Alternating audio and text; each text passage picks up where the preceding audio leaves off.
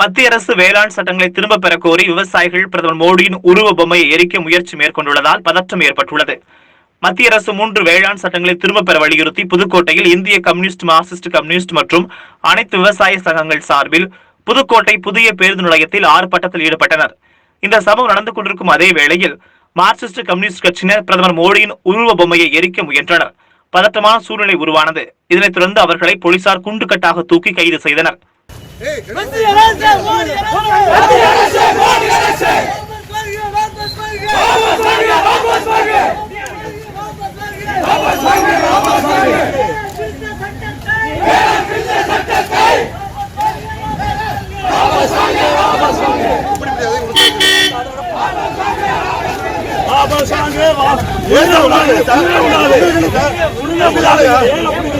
நீ விட்டா செல்ல போய் நடந்து